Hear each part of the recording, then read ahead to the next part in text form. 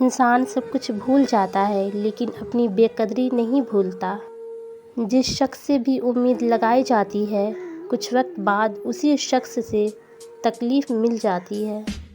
انسان دو معاملوں میں بے بس ہو جاتا ہے، دکھ بیچ نہیں سکتا اور سکھ خرید نہیں سکتا۔ سب سے بڑی غلطی جو زیادہ تر لوگ کرتے ہیں، آدھا سنتے ہیں، تھوڑا سمجھتے ہیں، زیادہ بتاتے ہیں۔ تمہارا اپنا وہ ہے جو کسی اور کے لیے تمہیں نظر انداز نہ کرے۔ ہمیں صرف بولنا سکھایا جاتا ہے، حالانکہ سننا تو بولنے سے کہیں زیادہ ضروری ہے۔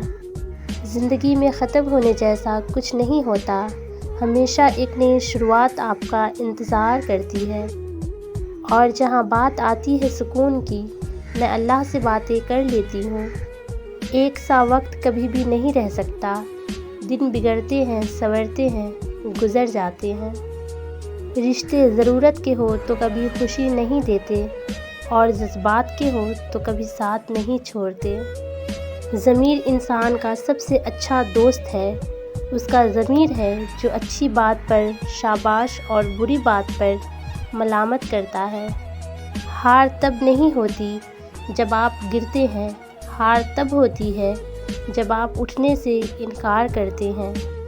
پریشانی تذکرہ کرنے سے بڑھتی ہے، خاموش رہنے سے کم ہو جاتی ہے، صبر کرنے سے ختم ہو جاتی ہے، اور اللہ کا شکر ادا کرنے سے خوشی میں بدل جاتی ہے۔ اپنوں کی غلطیاں بھی اپنی ہی ہوتی ہیں، مل جل کر سدھار لینی چاہیے۔ انا اور تکبر کی دستار باندھ کر دوسروں کے جھکنے کا انتظار نہیں کرنا چاہیے، یہی رشتوں کی بقا کا راز ہے۔